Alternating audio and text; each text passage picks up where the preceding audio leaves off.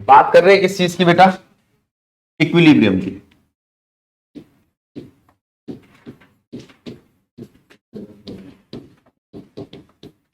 अब एक एक करके पॉइंट समझते जाएंगे कि क्या क्या कह रहा है यहां पे, ठीक है। देखो, अब इक्विलिब्रियम में अगर हम बात करते हैं कि कौन कौन सी कंडीशंस हैं इक्विलिब्रियम की,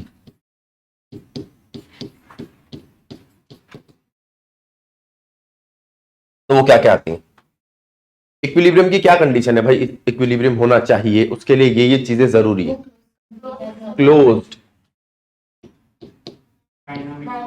क्लोज्ड सिस्टम होना चाहिए, डायनामिक होना चाहिए और रिवर्सिबल होना चाहिए। बिल्कुल ठीक। रेट फॉरवर्ड का और रेट बैकवर्ड का सेम होना चाहिए, और फिजिकल प्रॉपर्टीज जो है, उसकी फिजिकल प्रॉपर्टीज होती है टेम्परेचर, प्रेशर, कैटलिस्ट, ये सब सेम होनी चाहिए, ठीक है। तो वो कहता है भैया सिस्टम एक तो क्लोज होना चाहिए, बंद सिस्टम होना चाहिए। ओपन सिस्टम होगा तो हम इक्विलिब्रियम अटेन नहीं करा पाएंगे। दूसरा, डायनेमिक सिस्टम होना चाहिए, सिस्टम ना डायनेमिक होना चाहिए, चलित होना चाहिए, रुका हुआ सिस्टम नहीं होना चाहिए। तुमको भैया इक्वल है, बराबर है। तीसरा, रिवर्सिबल होनी चाहिए रिएक्शन, ले जाने वाली, reversible. Rate forward rate backward के इक्वल होना चाहिए, और फिजिकल ये प्रॉपर्टीज आपकी सेम होनी चाहिए। ये चीज है आपका इक्विलिब्रियम की कंडीशन, ठीक है। अब इक्विलिब्रियम की कंडीशन में जो ये रिवर्सिबल वाला प्रोसेस है, उसके लिए हम एक जनरल इक्वेशन ले लेते हैं। ये इस जनरल इक्वेशन में हम किस चीज का ध्यान देते हैं? हमारे पास ये एबीसीडी क्या है? छोटे एबीसीडी,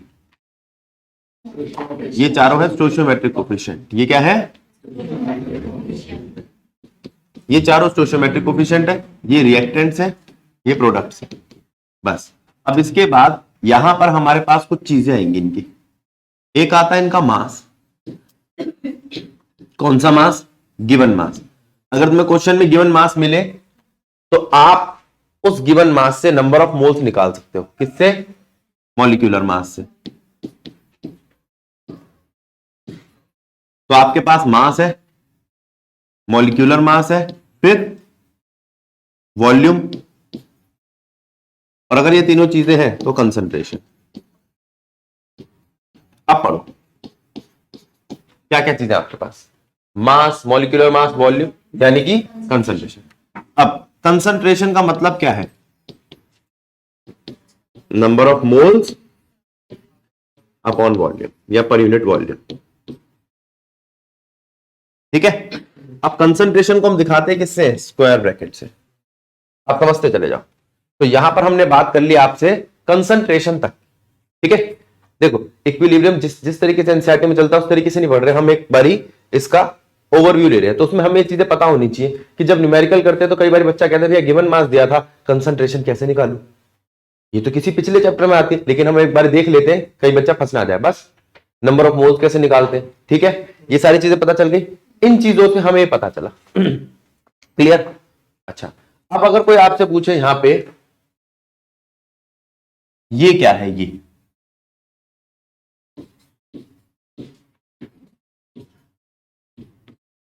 इक्विलिब्रियम कांस्टेंट।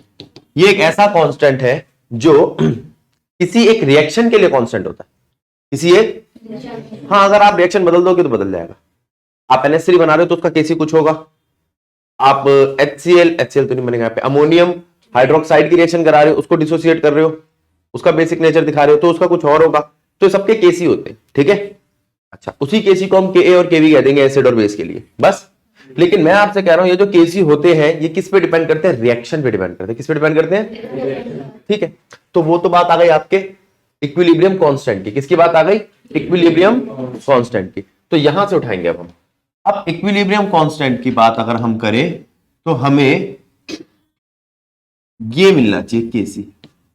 केसी सिर्फ कंसंट्रेशन का कांस्टेंट है, ऊपर किसकी कंसंट्रेशन आएगी? प्रोडक्ट्स की।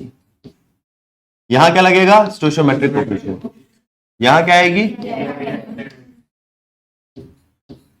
अब आपको ध्यान रखना है, स्टोइचोमेट्रिक कोएफिशिएंट पावर बन गया।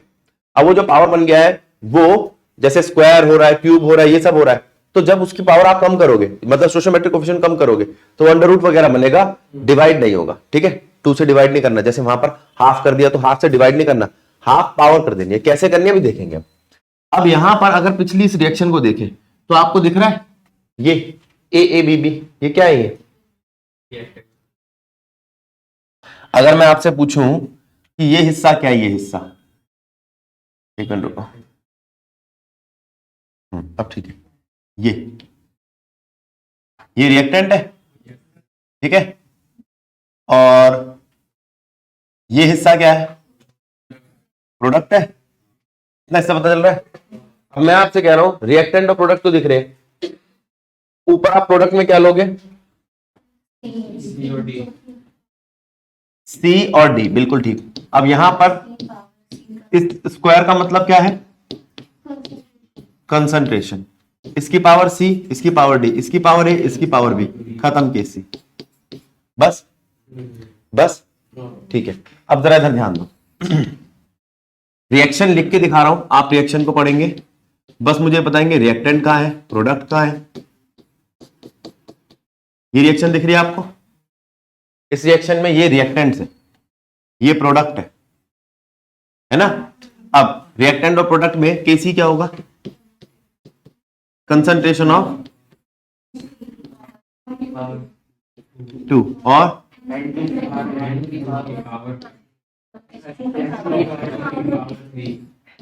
बस। अब मैं क्या कह रहा हूं, मैं कह रहा हूं इसी रिएक्शन को कॉपी कर लो, इसको लो, ये कॉपी नहीं होता यहां से, कॉपी करना नहीं आता, ये लो N2 3H2 2NH3, ठीक है, और इनकी सबकी कंसंट्रेशन हाफ कर दो। कंसंट्रेशन कितनी करनी है? जरा हाफ करना।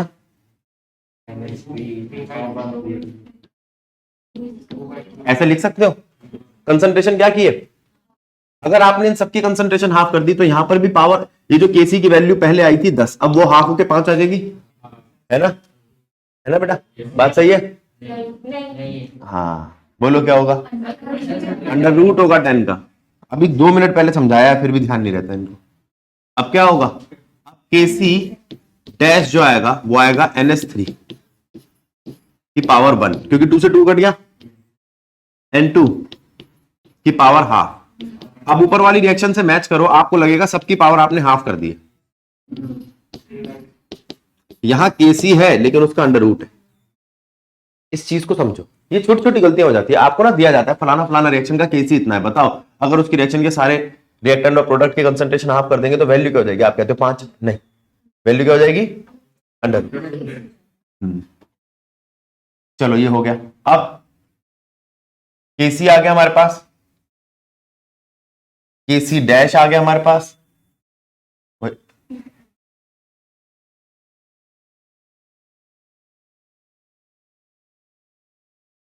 इस रिएक्शन के लिए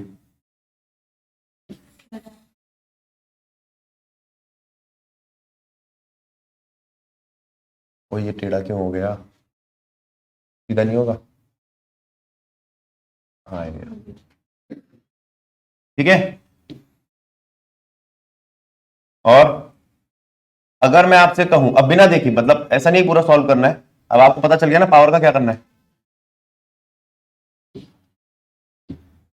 अब अगर मैं यहां पर कहूं कि इन सबकी पावर डबल हो गई है तो क्या होगा? सबकी यहां पे वैल्यू डबल हो गई है तो बोलो स्क्वायर हो जाएगा। तो जो केसी डबल डैश आएगा वो क्या हो जाएगा? केसी जो था उसका स्क्वायर। अच्छा, अगर मैं कहूं रिएक्शन ही उल्टी हो गई है, 2 NH3 दे रहे हैं आपको, N2 और H2, तो जो केसी आएगा आपका वो 1/KC आएगा। अब इन चारों चीजों को समझ लो एक बार। इस बोर्ड पे सारा केस ये लिख दिया हमने, सी फॉर कंसंट्रेशन। सी किसके लिए है? कंसंट्रेशन के लिए। अब एक तो बात ये हुई कि हमने इक्विलिब्रियम कांस्टेंट कंसंट्रेशन के लिए निकाला। अगर यही मैं प्रेशर के लिए निकालू तो केपी बन जाता है। क्या बन जाता है? केपी। अब प्रेशर के लिए देखो, KP equilibrium constant for pressure, pressure product की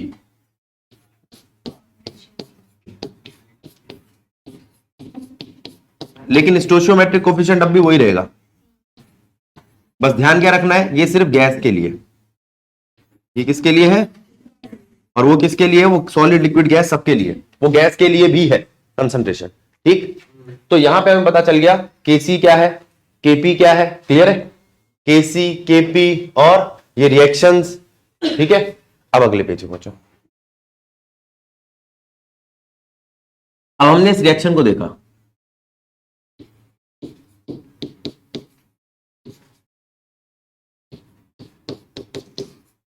ठीक है, इसके केसी को लिखा, अभी लिखा पीछे है, दोबारा लिखूं, इसके केपी को लिखा। ठीक है, ये रहा केसी केपी, ये केसी ये केपी, ये उठा के हमने यहां रख दी। क्लियर? अब मैं आपसे कह रहा हूं क्या इनके बीच में कोई रिलेशन है? अब सी, अब मुझे केसी और केपी के बीच में रिलेशन नहीं, सी और पी के बीच में रिलेशन निकालना है। चीजें कैसे ध्यान रखनी? अब हार्दिक ने कई बार कर रखा है क्वेश्चन, हार्दिक कह रहा है भैया फिर भी एग्जाम में भूल गया, भूल गया। कई कितने बच्चे ऐसे जिनका अभी जो फिजिक्स का पेपर देके आए आती हुई चीज भूल गए। तो भैया आप ना पॉइंट नहीं बनाते, आपने पॉइंट नहीं बना रखा छोटा सा। अरे केसी केपी का क्या करना, मुझे तो सी और पी में रिलेशन निकालना है, सी पी में जब भी निकालना है पी इक्वल्स टू एनआरटी से निकालना है। अब तुम्हारे साथ नई समस्या है, तुमने वो चैप्टर कम पढ़ा है, जिसने वो चैप्टर ज्यादा पढ़ रखा होता है ना, अब भाई इसके स्कूल में नहीं दे रही मैम, तो उसने ध्यान ही नहीं दिया, पढ़ा है इसने भी क्लास में यहां पर लेकिन ध्यान नहीं दिया, तो पीवी इक्वल्स टू एनआरटी उसके दिमाग में थोड़ी कम आएगी। ये तो छाप लो बेटा, रिएक्शन कई बार आती और चैप्टरों में भी, तो इस रिएक्शन को पकड़ लिया हमने, पीवी इक्वल्स टू एनआरटी। ये आपको सी दे देता है, समझ रहे हो? सी को याद रखने के कई तरीके, कभी भूल जाओ इसको तो खुद को देखो, आपको याद आ जाएगा सी। पीवी इक्वल्स टू एनआरटी के हिसाब से पी ए क्या होगा, पी बी क्या होगा, पी सी क्या होगा, पी डी क्या होगा? Concentration of A R T, concentration of B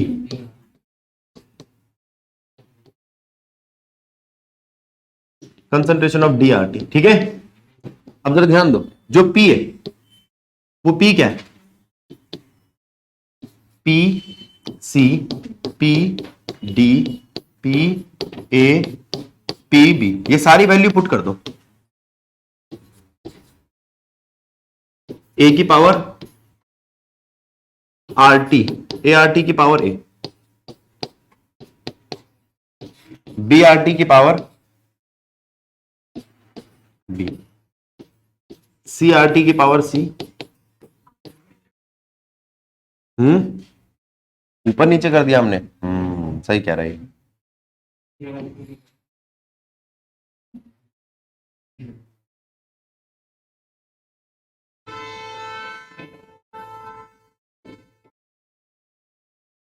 CRT ऊपर आना था। देखो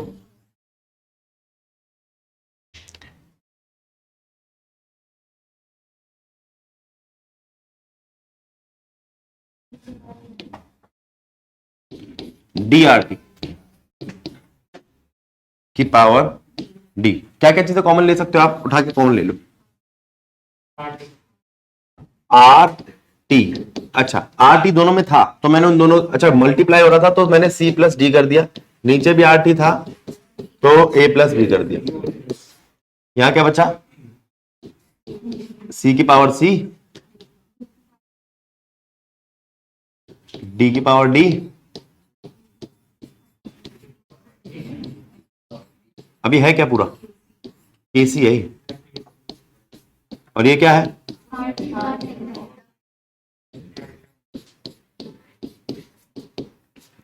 याद रखो ये प्रोडक्ट है, ये रिएक्टेंट के स्टोइचियोमेट्रिक कोफिशिएंट है, जब ये दोनों माइनस होते हैं तो डेल्टा एन आता है।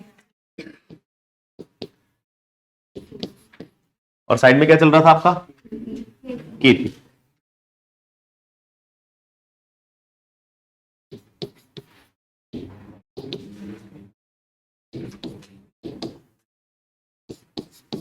तो Kp आ गया। लो अब Kp को पकड़ के रखो बेटा, जरा ध्यान दो। Kp की वैल्यू क्या आई? Kp is equals to Kc RT की पावर डेल्टा एन। ठीक है या गलत है? ठीक है। अब 2 मिनट इस डेरिवेशन को जल्दी से देख लो, फिर मैं आगे बढ़ता हूं। अब देखो, इसके बाद वैल्यू आती है किसकी? इसके बाद बारी आती है QC की, क्यूशेंट कांस्टेंट। क्या है ये? देखो समझेंगे। अगर मैं आपसे, सुनो, अगर मैं आपसे QC की बात करता हूं, किसकी बात करता हूं? तो QC का मतलब क्या है? फिर वही कंसंट्रेशन ऑफ प्रोडक्ट अपॉन में कंसंट्रेशन ऑफ रिएक्टेंट।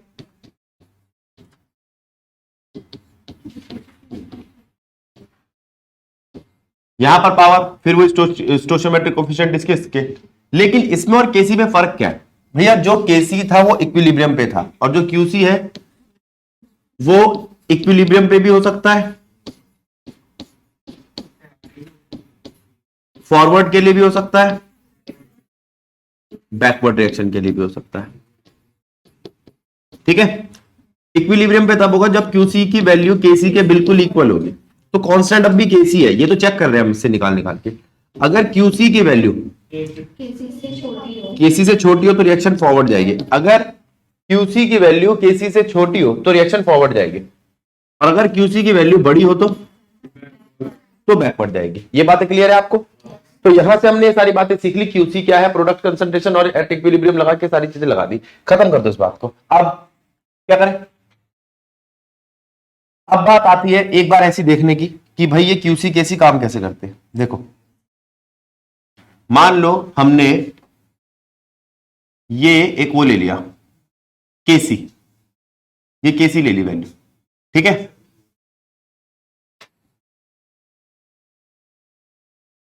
हम बिल्कुल इसके बराबर की लेते, लेकिन हमें कॉपी करना नहीं आता, तो अभी 3 ले रहे हैं।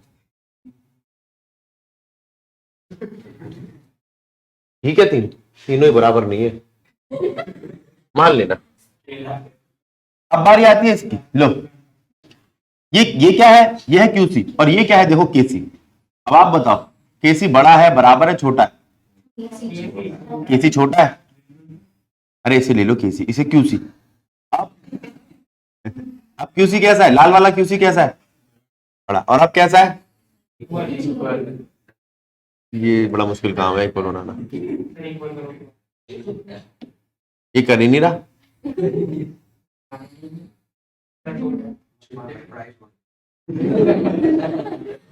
अरे रुक जाओ, लो ठीक है। तो अब यहां पर कोई तुमसे पूछे कि क्यूसी कैसा है केसी से, तो कहोगे छोटा। क्यूसी कैसा है? केसी से बड़ा है। क्यूसी कैसा है? केसी से इक्वल है। अब टोको, इस बात को समझो और टोको। क्लियर? तो कोई दिक्कत नहीं है, क्यूसी केसी ये सब समझ में आ गया। ठीक है। अब वो कहता है क्यूसी केसी की बात पता चलने के बाद हम बात करते हैं, अब यहां तक की बात हो गई है। अब देखा जाए तो एनसीईआरटी के 7वें एग्जाम्पल तक पहुंच गए हम, एग्जाम्पल नंबर 7 तक हम बात कर सकते हैं। ठीक है। अब एग्जाम्पल नंबर 7 के बाद क्या आता है? देखो एक टॉपिक आता है ली चैटले प्रिंसिपल, उससे पहले तो नहीं है ना, देख लेना कोई। अब ये बुक्स में लिखा है आपकी, वहां देख लेना एक बारी। ली चैटले प्रिंसिपल क्या कहता है? प्रिंसिपल ये कहता है कि अगर किसी भी फिजिकल क्वांटिटी में, अगर किसी भी फिजिकल क्वांटिटी में,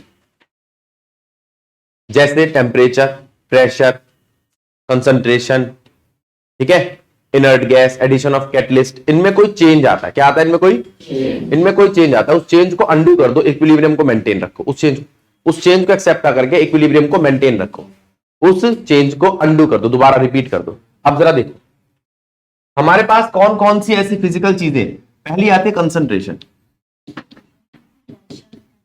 अब कंसंट्रेशन पे कैसे काम करेंगे? देखो हमने एक रिएक्शन ली, उस रिएक्शन में ए बी के साथ रिएक्शन करके पी देता है। ठीक है, ठीक है। अब अगर मैं ए की कंसंट्रेशन इंक्रीज कर दूं, जिसकी कंसंट्रेशन इंक्रीज करिए रिएक्शन वहां से भाग जाएगी। बी की कंसंट्रेशन इंक्रीज कर दूं तो भाग जाएगी, पी की कंसंट्रेशन इंक्रीज कर दूं तो पीछे भाग जाएगी, ए की कंसंट्रेशन डिक्रीज कर दूं तो उसकी तरफ जाएगी, बी की कंसंट्रेशन डिक्रीज कर दूं तो उसकी तरफ जाएगी, ठीक है, पी की कंसंट्रेशन डिक्रीज कर दूं तो उसकी तरफ जाएगी। तो अगर कंसंट्रेशन डिक्रीज करते हो आप रिएक्टेंट्स की तो रिएक्शन पीछे जाती है, अगर कंसंट्रेशन प्रोडक्ट की डिक्रीज करते हो तो रिएक्शन आगे जाती है, अगर किसी की भी कंसंट्रेशन इंक्रीज करते हो तो रिएक्शन उससे दूर भागती है, संतुलन बनाए रखने के लिए, क्या, इक्विलिब्रियम बनाए रखने के लिए, ठीक है, ठीक है। तो अगर कहीं आपने इसकी कंसंट्रेशन डिक्रीज करी तो इसी की तरफ आएगी, इसे कहते हैं फॉरवर्ड रिएक्शन। इसके लिए ये भी फॉरवर्ड, इसके लिए ये बैकवर्ड, क्योंकि अगर प्रोडक्ट की कंसंट्रेशन बढ़ाई तो बैकवर्ड रिएक्शन, रिएक्टेंट्स की कंसंट्रेशन घटाई तो बैकवर्ड। कंसंट्रेशन ली चैटले प्रिंसिपल में बड़ा आसान है, सिर्फ ये देखना है कि किसकी कंसंट्रेशन बढ़ाई है, जिसकी बढ़ाई है वहां नहीं जाना, जिसकी घटाई है वहीं जाना है, ठीक है। कौन है ये ली चैटले प्रिंसिपल हमारे श्याम बाबा है। श्याम बाबा ने क्या कहा था तुम्हें पता है? श्याम बाबा भगवान कौन से? बर्बरीक नाम था उनका। एक बारी लड़ाई हो रही कौरव और पांडवों में, कौरव पांडव दोनों ही उनके रिलेशन में आते थे, तो उनकी मम्मी ने कहा बेटा जो हार रहा उसकी तरफ चला जाइए। उनके पास 3 बाण थे, वो 3 बाण कैसे थे? मार पीट के सबको वापस आ जाएंगे। तो वो ये कर सकते थे कि एक बाण चलाते पूरी सेना को खत्म कर दो, यूक्रेन रूस का युद्ध खत्म कर दो, ऐसे करके उनको बोलना होता था, वो सारा काम करके वापस आ जाएंगे। तब किशन जी को पता चल गया, वो कह रहे तो जहां जाएगा बेड़ा कर, अगर मान लो हम जीत रहे होंगे सामने वाला हार रहा होगा तो हमें खत्म कर देगा, हम हार रहे होंगे तो सामने वाले को खत्म कर देगा, ये युद्ध 2 मिनट में खत्म कर देगा। मैं इतनी बड़ी महाभारत कहां से बनाऊंगा? उन्होंने सोचा बी.आर. चोपड़ा को नुकसान होगा। बी.आर. चोपड़ा जानते हो ना, जिसने अब बनाई महाभारत, तो बेचारे का सीरियल छोटा हो जाएगा। बहुत सोचते हैं भगवान सबके बारे में। तो उन्होंने क्या करा, उनको थोड़ा सा बेवकूफ बना के, तो बहुत लंबी कहानी है, फिर उनसे शीश का दान मांग लिया वगैरह वगैरह, लेकिन उनका पास वही था, वो ली चैटले प्रिंसिपल थे। इक्विलिब्रियम मेंटेन करने के लिए क्या करते थे? तुम हार रहे हो तुम्हारी तरफ आ जाता हूं, तुम हार रहे हो तुम्हारी तरफ आ जाता हूं। तो बस वही है यहाँ पे कंसंट्रेशन, जो हार रहा होगा उसकी तरफ रिएक्शन चली जाएगी इक्विलिब्रियम मेंटेन करने के लिए, ठीक है। या वो तराजू वाली कहानी पता होगी, एक बंदर था 2 बिल्लियां थी, है ना, हाँ, कि भाई मेरे पास एक आधी रोटी फालतू है, चल मैं तेरी एक खा जाता हूँ, फिर वो कहता है उसकी खा जाता हूँ, ऐसे करते करते सारी खा जाता है। तो वो यही है ली चैटले प्रिंसिपल। अगला दूसरा क्या है? हाँ जी, कौन सा डिक्रीज? इसकी कंसंट्रेशन डिक्रीज करेगी। अच्छा ले बस शीतल को तभी बुरा लगा जब बंदर उसकी रोटी खा गया तूने बेटा। तो टेम्परेचर, अब टेम्परेचर का क्या करें? पहली बात तो ये कि टेम्परेचर पूरी रिएक्शन के लिए सेम रहता है। अब मैं ये नहीं कह सकता ए का टेम्परेचर, बी का टेम्परेचर, पी का टेम्परेचर चेक करो, तो तुम कहोगे भैया पूरी रिएक्शन जो थी ना, मैं एक टेस्ट ट्यूब में कर रहा था या किसी वेसल में कर रहा था, उस पूरे टेस्ट ट्यूब या पूरी वेसल की रिएक्शन तो सेम ही चल रही थी, आप कैसे पता लगा लोगे? हाँ जी बिल्कुल सही। तो मैंने कहा भाई एक काम करो, इस रिएक्शन को देखो, रिएक्शन का टाइप क्या है, रिएक्शन का टाइप क्या है। अब रिएक्शन का टाइप क्या होता है? एक्सोथर्मिक या एंडोथर्मिक। एक्सोथर्मिक का मतलब पता है क्या है? डेल्टा एच, और एंडोथर्मिक का मतलब डेल्टा एच। इन 2 बातों को समझो बस, डेल्टा एच नेगेटिव या डेल्टा एच पॉजिटिव, इस बात को समझ के तो आपका काम चल जाएगा। फिर आपने कहा नहीं भैया डेल्टा एच नहीं दिया था, तो भैया इसमें हीट प्रोडक्ट में होगी, हीट क्या होगी? प्रोडक्ट में, और इसमें हीट रिएक्टेंट में होगी। किसमें होगी? ठीक है। अब आप क्या करोगे? अब आप इस रिएक्शन को पकड़ोगे, a b gives you p plus heat, या a b heat gives you p. ये बात समझ में आई? तो आपने कहा भैया प्रोडक्ट में हीट पड़ी है, एक्सोथर्मिक है, रिएक्टेंट में पड़ी है, एंडोथर्मिक है। अब जरा टेम्परेचर इंक्रीज करो। अब मेरी बात सुन लो, ये हीट है, हीट को हम मान के चलते हैं कि ये हाई टेम्परेचर, ठीक है। वैसे तो हीट एक एनर्जी है, हीट का लेना देना है ना, तो अब हम मान के चलते हैं हीट एक हाई एनर्जी। हीट क्या है? तो हाई एनर्जी कहां है आप मेरे को बस ये बताओ। प्रोडक्ट में एनर्जी हाई है, अच्छा प्रोडक्ट में एनर्जी हाई है, a plus b gives you p plus q, और यहाँ पे एनर्जी हाई है। बस इतनी बात समझ में आ गई? तो टेम्परेचर, और यहाँ पे टेम्परेचर भी हाई है, टेम्परेचर हाई है ना, तो टेम्परेचर बढ़ाने पर रिएक्शन पीछे जाएगी। क्यों भाई बताया ना, ली चैट क्लियर बाबा ने क्या कहा है, जहां पर कोई चीज बढ़ जाए उससे दूर भागो, और टेम्परेचर कम करने पर यहीं जाएगी। अब कोई क्या भैया नहीं समझ में आया, टेम्परेचर टेम्परेचर हाई का मतलब गर्मी के दिन, किसके दिन, और ये क्यू क्या है आपका, हीटर, क्या है, अब बताओ गर्मी के दिनों में आप हीटर की तरफ जाते हो, हीटर से दूर भागते हो, और अब क्या आ गया जाड़ा, तो सर्दियों में कहा जाते हो, हीटर की तरफ। तो वाला हिसाब लगा लो, आपको कुछ ना कुछ पॉइंट तो बनाना पड़ेगा। दूसरा, टेम्परेचर इंक्रीज करने पर आप इस हीट से, और टेम्परेचर डिक्रीज करने पर इस हीट की, जल्दी से ये 2 पॉइंट समझ लो, क्योंकि यही है आपके टेम्परेचर में, और कुछ नहीं है। ठीक है, अब इस रिएक्शन को क्या कहेंगे, एंडो, और ऊपर वाली रिएक्शन को क्या कहेंगे, एक्सोथर्मिक। जल्दी से देखो इसको। अब इसके बाद बारी आती है प्रेशर की। प्रेशर के साथ थोड़ी समस्या, जरा ध्यान देना। पहली बात, प्रेशर सॉलिड पे नहीं लगता, लिक्विड पे नहीं लगता, गैस पे लगता है। सॉलिड लिक्विड है तो आपको कंसीडर ही नहीं करना। आपने देखा रिएक्टेंट भी सारे सॉलिड है, प्रोडक्ट भी सारे सॉलिड है, तो क्या करूं मैं देख के, छोड़ो आगे बढ़ो। ठीक है, ये किसकी बात हो रही है, प्रेशर की। अच्छा, फिर गैस आया तो हम कंसीडर करेंगे प्रेशर को। प्रेशर कंसीडर कैसे करें, प्रेशर भी सारे पूरे के पूरे कंटेनर पे, पूरे रिएक्टेंट प्रोडक्ट सब पे एक जैसा लगता है।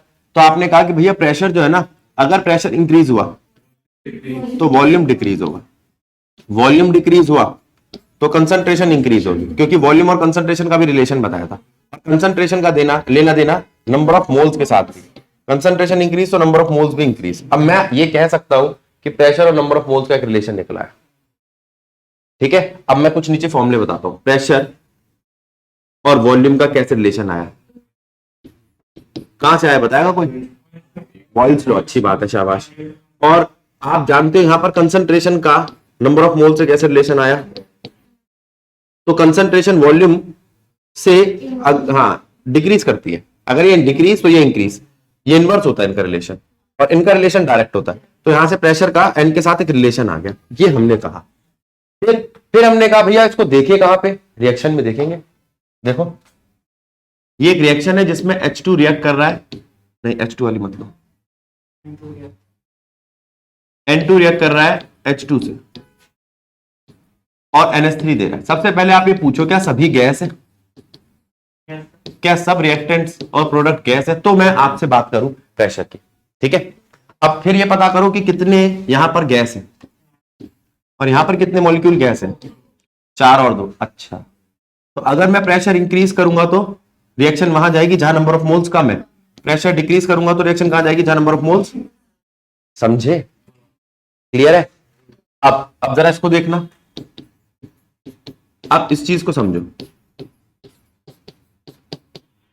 क्या नंबर ऑफ मोल्स सब जगह बराबर है, यहां कितने हैं, यहां कितने हैं, तो कहां जाएगी रिएक्शन। अब तू चाहे प्रेशर इंक्रीज कर चाहे प्रेशर डिक्रीज कर, रिएक्शन कहीं नहीं जाएगी, वो जा ही नहीं पाएगी।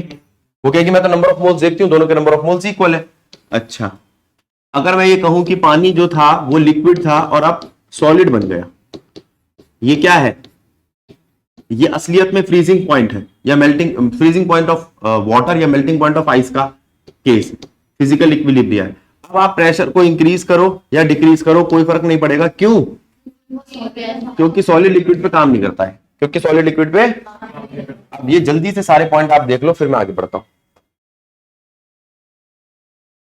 अब बात कर रहे हैं हम किस चीज की, एडिशन ऑफ कैटलिस्ट की।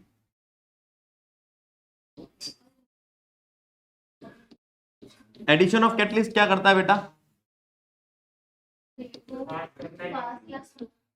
देखो ये नहीं, ये इक्विलिब्रियम अटेन करने में हेल्प करता है, इक्विलिब्रियम जल्दी अटेन हो जाता है, लेकिन ये इक्विलिब्रियम को शिफ्ट नहीं करता।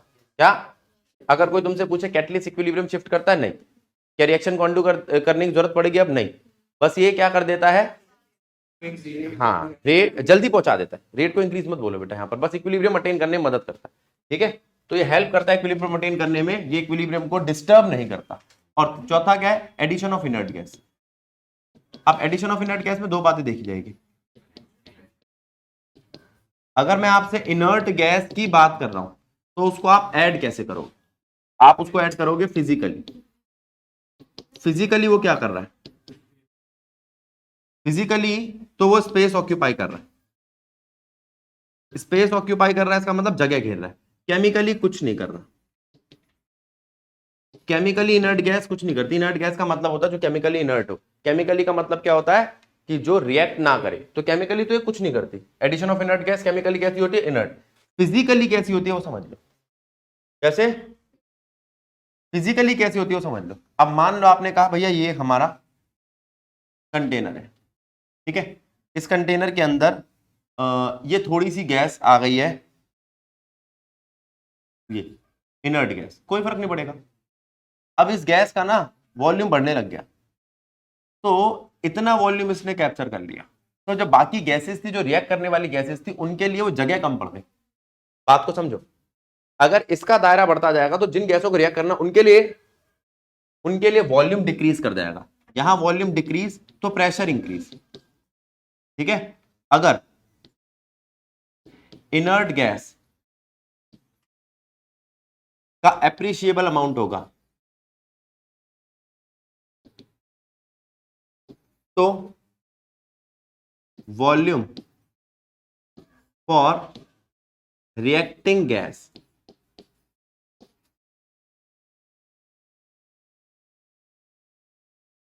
एट इक्विलिब्रियम डिक्रीज कर जाएगा।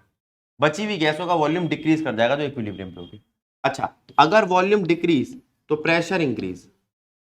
वॉल्यूम डिक्रीज तो प्रेशर, और प्रेशर इंक्रीज तो प्रेशर इंक्रीज की बातें लगाओ। मान लो ये आपके रिएक्टेंट्स है, क्या है ये? ए और बी। ये आपका प्रोडक्ट है। सुनो, ये रिएक्टेंट्स है, ये प्रोडक्ट्स है, सारी गैस है। गैस होंगी तो ही प्रेशर लगेगा, सॉलिड लिक्विड पे तो अब भी काम नहीं चलेगा, ठीक है। तो अब हम नंबर ऑफ मोल्स देखेंगे। यहां 2 है, यहां 1 है, और प्रेशर इंक्रीज करने पर रिएक्शन को कहां जाना चाहिए? प्रेशर इंक्रीज करने पर रिएक्शन को कहां जाना चाहिए? यहां पर कभी प्रेशर डिक्रीज नहीं होता। इस वाले पॉइंट के लिए प्रेशर कभी भी डिक्रीज, इस बात को समझो। तो आपने एडिशन ऑफ इनर्ट गैस कर लिया, एडिशन ऑफ और एडिशन ऑफ कैटलिस्ट कर लिया, ठीक है। ठीक है, क्लियर है? समझो। अब अगला पॉइंट देखो बेटा।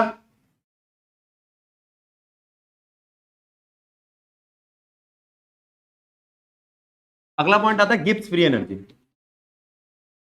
गिब्स फ्री एनर्जी का रिलेशन इक्विलिब्रियम कांस्टेंट के साथ क्या है? तो हमने कहा भैया डेल्टा जी जो होता है वो इक्वल होता है delta G not plus 2.303 NRT log QC. QC. अब आपको बोलना है इक्विलिब्रियम पर, एट इक्विलिब्रियम डेल्टा जी 0 होता है और क्यूसी बन जाता है।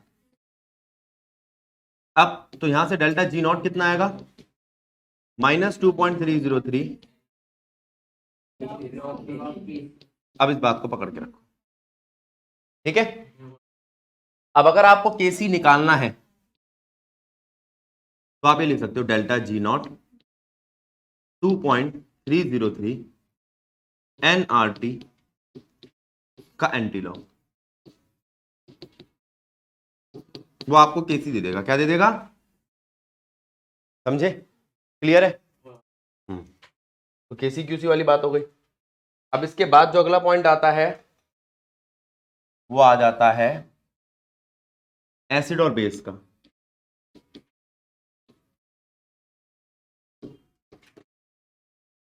ध्यान दो, इसके बाद बारी आती है बेटा एसिड और बेस की। पहला आया अर्हेनियस कंसेप्ट। अर्हेनियस कंसेप्ट क्या कहता है? एच आयन लूज करने वाले एसिड और ओ एच आयन लूज करने वाले, और ये आप पढ़ते आ रहे हो 10th क्लास से, ठीक है। एच आयन लूज करने वाले कौन है? HCl, H2SO4, HNO3 वगैरह वगैरह। और ओ एच आयन लूज करने वाले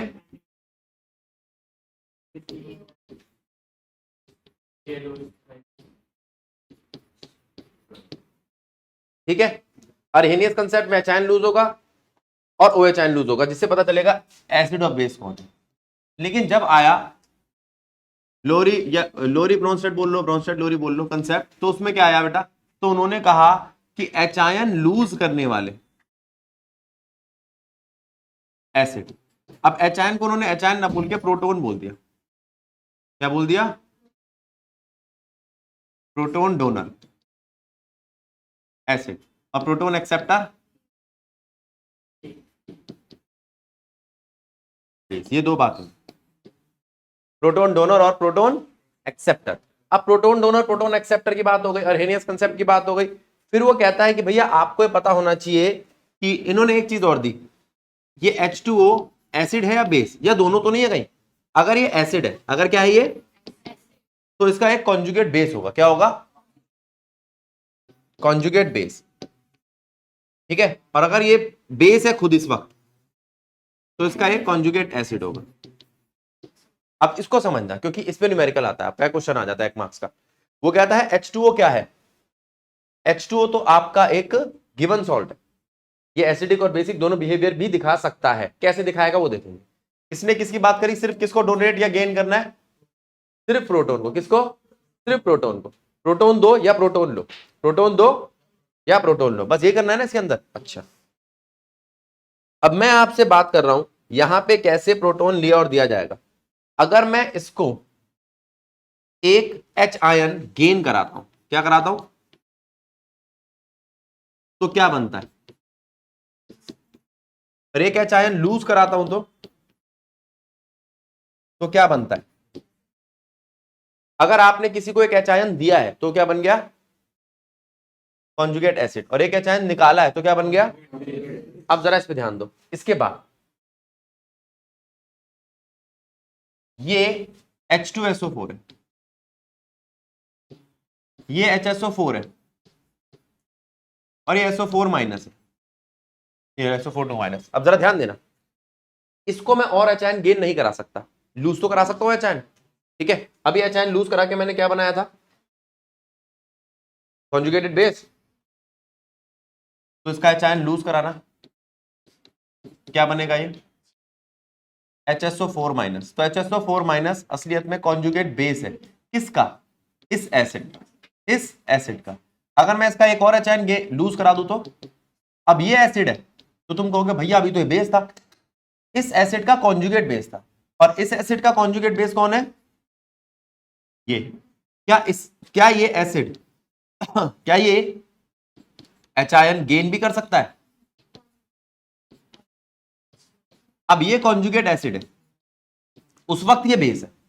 देख ले, इसके साथ ये बेस होता है, इसके साथ ये बेस होता है। गलत तो नहीं कहा? आप इस टर्म को इससे मिलाओ, ये वाली जो टर्म है ना, ये, इस टर्म को इससे मिलाओ, इससे। थोड़ा ऊंचा नीचा हो गया, मिला लेना। ये लो, इन दोनों को देखो, ये एक जैसी सी चीज है, एसिड बेस एसिड बेस। ठीक है, ऐसे करके सोचो। अब अगर आपसे कोई पूछे ये SO4 2 माइनस क्या है, देखो SO4 2 माइनस, और ये कैसे काम करेगा? ये H आयन गेन ही कर सकता है, करा दो गेन। गेन कराते HSO4 माइनस इसके साथ क्या बन जाएगा? क्या ये एसिड था उस वक्त, ये बेस था, अब भी ये बेस और वो कॉन्जुगेट का मतलब क्या है फिर? साथ वाला, याद रहेगा। अब अगर मैं आपको कहूं F माइनस का बनाओ, तो तुम कहोगे तो सिर्फ H आयन गेन कर सकता है, HF बना सकता है। और HF का बनाओ तो ये सिर्फ H आयन लूज कर सकता है, तो F माइनस बना सकता है। ठीक है, इस तरीके से बनाए जाते हैं। अब कोई क्या NH3 का बनाओ तो NH3 H आयन गेन कर सकता है? हाँ, अमोनियम आयन बनाता है। क्या बनाता है? और लूज कराओगे तो ये आपके कॉन्जुगेट एसिड और कॉन्जुगेट बेस के सारे के सारे जितने भी ऑप्शन हो सकते थे मैंने बना के दिखा दिए। हाँ, इसका मतलब ये नहीं कि ये एग्जांपल आएंगे। अब ये मान लो कोई ये दे दे CH3COOH, बहुत सारे हैं इसके एग्जांपल, तो H आयन लूज करा दो, माइनस। H आयन लूज करने के बाद बनता है कॉन्जुगेट बेस, याद रहेगा। अब इसको देखो, अर्हेनियस हो गया, बोलो। दूसरा लोरी ब्रोंस्टेड हो गया, लुइस, लुइस एसिड, या बेस कैसे पता चलेंगे? Lewis acid, electron acceptor, electron deficient, group 13, बिल्कुल सही। और कोई बात दिमाग में आती हो? बस। लुईस बेस,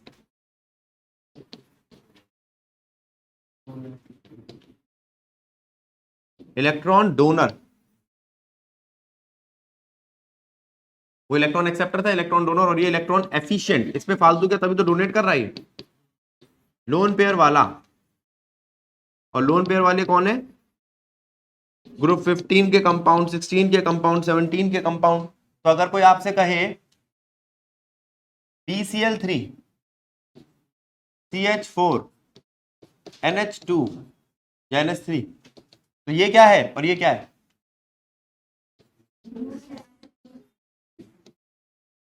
दो मिनट के लिए इसको समझो, मैं कुछ एक एग्जांपल एनसीईआरटी से उठाता हूं। अब जरा ध्यान दो, ये कौन है? OH minus, F minus, H plus और BCl3। देखो BCl3 तो साफ दिख गया, लुईस एसिड, इसे तो इलेक्ट्रॉन चाहिए, इसके पास इलेक्ट्रॉन फालतू गया, वैसे भी O के पास भी है, तो लुईस बेस। ठीक है, ये इसके पास भी इलेक्ट्रॉन फालतू और नेगेटिव भी है, तो ये लुईस बेस, और ये लुईस एसिड। कोई दिक्कत? ये चार क्वेश्चन में दे रखे थे 7.15 में, वो भी देख लिया हमने। ठीक है, अब देखो जल्दी से आयनिक इक्विलिब्रियम।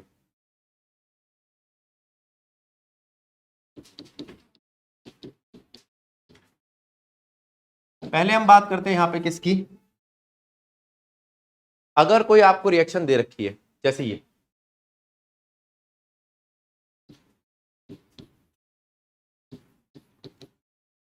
ठीक है, इस रिएक्शन में रिएक्टिंग स्पीशीज रिएक्ट कर रही है, तो उनमें हमें क्या क्या चीजें देखनी है? इनकी इनिशियली कंसंट्रेशन या डिसोसिएशन होने वाली चीजें कितनी थी, एट टाइम t कितनी थी, और बस। अब देखो इनिशियली कितनी थी इसकी, ध्यान दो बेटा, इनिशियली ये थी 1 1 0 0, इसमें से कुछ गया, तो पहले तो आप ये समझ लो अल्फा क्या है, डिग्री ऑफ डिसोसिएशन। ठीक है, ये डिग्री ऑफ डिसोसिएशन कोई कंसंट्रेशन नहीं है, ये डिग्री ऑफ डिसोसिएशन कोई, ठीक है। अब जैसे कोई कहता है कि किसी की डिग्री, कोई चीज ना 40% डिसोसिएट हुई, तो 40% का मतलब होता है 40/100, तो उसका अल्फा ना 0.4 हो गया। ऐसे आपने क्वेश्चन देखे एक्सरसाइज में, अल्फा मांगता है उसका। ठीक है, अब ये प्रेशर में भी लग सकता है, कंसंट्रेशन में भी लग सकता है, किसी में भी लग सकता है, बशर्ते आप अगला पॉइंट क्या लेते हो। अगला पॉइंट मैं सी का ले रहा हूं, कंसंट्रेशन का।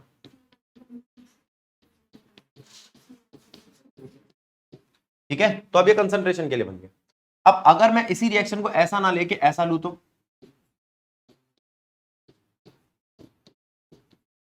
इसको लू मैं 1 मोलर। अब तो मैंने शुरू से कंसंट्रेशन फिक्स कर दिया है, क्या कर दिया है? अब मैं डिग्री ऑफ डिसोसिएशन नहीं निकालूंगा, 1 में से मैं x माइनस कर रहा हूं, और यहां वो x दे रहा हूं।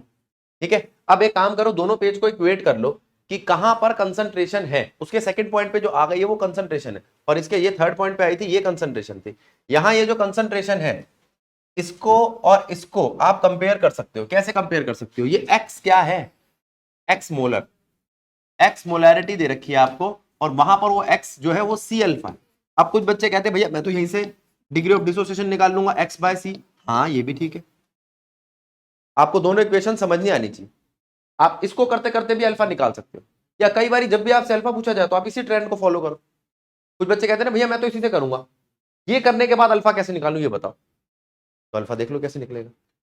वो जो एक्स आया ना कंसंट्रेशन, उसको सी से डिवाइड कर दे, तेरे पास अल्फा आ जाएगा। क्योंकि इन दोनों में किसका फर्क है? सिर्फ सी का ही तो फर्क है। एक्स में और अल्फा में फर्क किस चीज का है? सी का। क्लियर है? क्लियर है? अगले पॉइंट पे पहुंचो। अब यहां से हम कुछ क्वेश्चंस उठाते हैं, जैसे एक एग्जांपल नंबर 4 है। एग्जांपल नंबर 4 में, एग्जांपल नंबर 4 में हमें चीजें क्या क्या दी हुई है वो देखो। देखो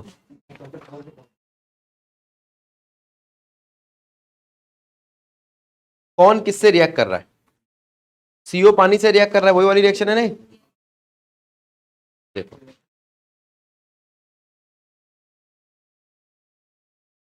सीओ रिएक्ट करता है पानी से और क्या देता है, कितना सीओ है, कितना H2 और कितना CO2 और H2 दे रहा है।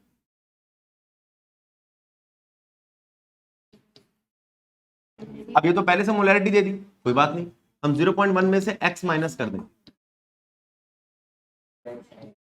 अब इसको पकड़ के रखो और बात को समझो, यहां तक बात क्लियर है। 0.1 minus x, 0.1 minus x, x x, इस बात को समझो। चले आगे।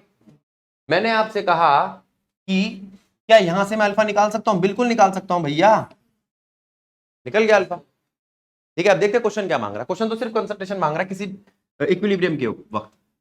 केसी वो आपको दे रहा है 4 पॉइंट, अब केसी किसके इक्वल होता है, concentration of product at equilibrium divided by concentration of,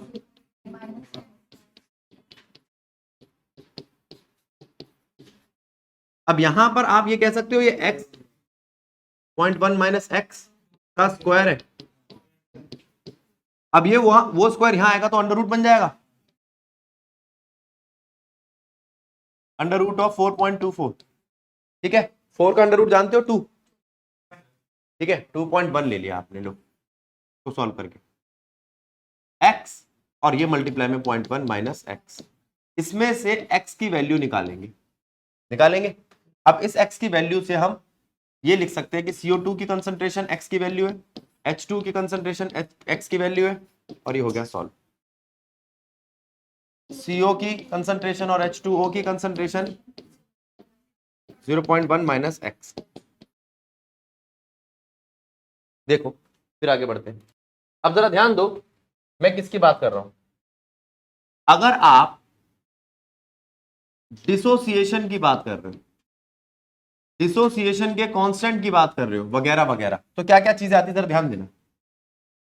मान लो ए रिएक्ट करता है बी के साथ और देता है प्रोडक्ट सी और डी, लो ठीक है, ठीक है, या यूं कहो कोई ए बी सॉल्ट था जिसने पानी के साथ रिएक्शन करी और ए और बी दे दिया। पानी इसलिए लेना जिससे आपको पता चल जाए कि पानी कंसंट्रेशन कहां कंसिडर की जाती है कहां नहीं। ये लो 100, पानी की कंसंट्रेशन ज्यादा वेरी नहीं करती, ठीक है, कांस्टेंट लेके चलते हैं हम इसको। इसमें से गया अल्फा,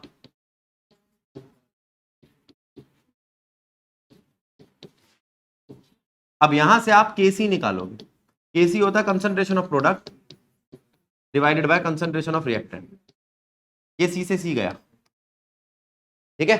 तो यहां से आपके पास केसी क्या आया, यहां 1 माइनस अल्फा को हम, अगर केसी की वैल्यू 10 की पावर -3 से छोटी हो,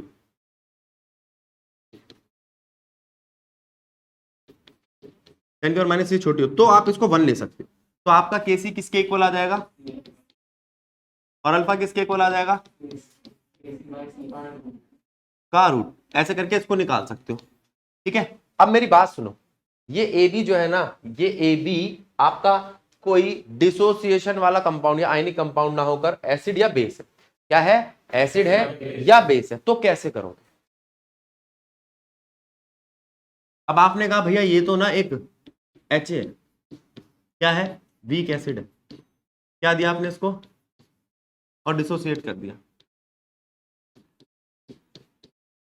अब ये जो एच ए, एच आयन और ए आयन में टूटा था, फिर वही चलेगा।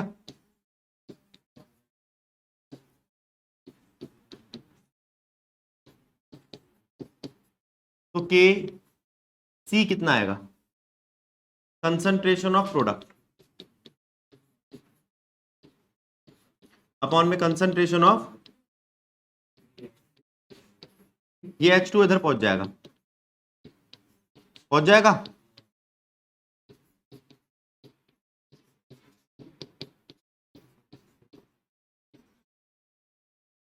देखना। तो क्या बनेगा, ये के ए एसिड के लिए ए, H आयन, A आयन और H। H आयन क्या है? C alpha. आएगा वही सब कुछ।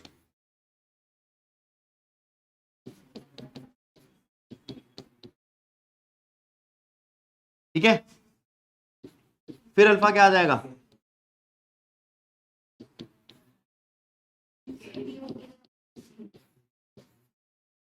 सेम आएगा, समझे?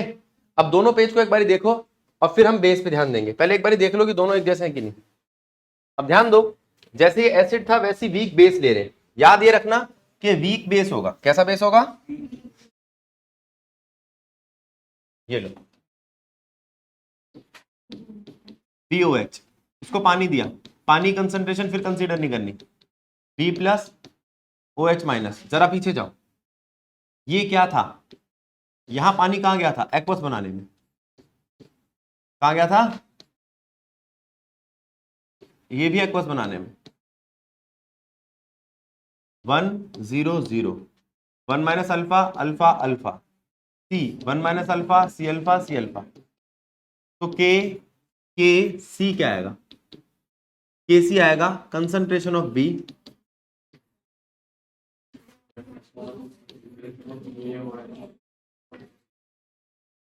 H2O की कंसंट्रेशन कांस्टेंट रहती है, अगर मैं उसको दे दूंगा तो वो फिर एक और बड़ा कांस्टेंट बन जाएगा Kb। Kb क्या आएगा? और इसके बाद आप फिर से वही लोगे, C alpha C alpha C1 minus, और चला दो। क्लियर? एसिड समझ आ गया, बेस समझ आ गया, पक्का समझ आ गया। चल सकते हैं अगले पॉइंट पे। चलो, अब यहां पर बात आती है, अब आपको पता है के ए क्या है, के बी क्या है, के सी क्या है ना? तो अब मैं आपसे कहता हूं ये पी क्या है? पी के साथ अगर एच लग जाता है तो इस टर्म को हम minus of log of H ion कहते हैं। ये एच आयन क्या है? कंसंट्रेशन एच आयन की क्या है? अगर मैं आपसे पी ओ एच कहूं तो minus of log of concentration of, ये दो बातें समझो। अच्छा, ऐसे ही मैं कोई ऐसा उठा लू पी के सी तो कोई दिक्कत नहीं है, माइनस ऑफ लॉग ऑफ के सी। और अगर उठा लू पी के ए तो minus of log of P के बी। तो गलत लगे तो टोको, ऐसा होगा। फिर मैंने आपसे कहा कि अगर मैं आपसे वाटर की बात करूं, आयनाइजेशन ऑफ वाटर, तो वो ऐसे होता है, सेल्फ आयनाइजेशन भी बोलते हैं इसमें, क्योंकि पानी पानी को ही आयनाइज करके एच आयन, या तो हाइड्रोनियम आयन लिख लो या एच आयन लिख लो, आपकी मर्जी। इसको एच आयन भी लिख सकते हो, ठीक है, क्योंकि हाइड्रोनियम आयन बेसिकली यही है, एक एच आयन पानी के साथ, तो पानी लिखने की जरूरत नहीं। ठीक है, तो यहां पर आप कह सकते हो फिर वही 1 1 0 0 वो लगा के सारा, लेकिन यहां पर पानी की कंसंट्रेशन तो हम कंसीडर नहीं करते ना, तो सिर्फ एच आयन और एच आयन कंसंट्रेशन को कंसीडर करेंगे। अब मैं आपको बता दूं इसकी वैल्यू कितनी होती है, कितनी होती है? अब एक काम करो, इसको लो माइनस का लॉग ऑफ एच आयन, ठीक है, इसको भी लो माइनस का लॉग ऑफ एच आयन, मतलब दोनों तरफ आपने लॉग ऑफ एच आयन ले लिया। हाँ, और जहां मल्टीप्लीकेशन होता है लॉग में क्या होता है वो, यहां पे भी लो माइनस का लॉग ऑफ एच आयन। ये क्या बन जाएगा? प्लस का 40। ये क्या बन जाएगा? पीएच। ये क्या बन जाएगा? पीओएच। अब देखो, पीएच प्लस पीओएच किसके इक्वल आ रहा है? पीएच प्लस पीओएच इक्वल आ रहा है +14 के। किसके इक्वल आ रहा है? +14 के। तो अगर आपको पीएच दिया है तो आप पीओएच निकाल सकते हो, पीओएच दिया है तो आप पीएच निकाल सकते हो। समझ में आया? ठीक है दीपांशु, समझ आया? तो आपके पास एक और फॉर्मूला आ गया, क्या? PH plus pOH is equals to 14। और जरा इधर और देखना,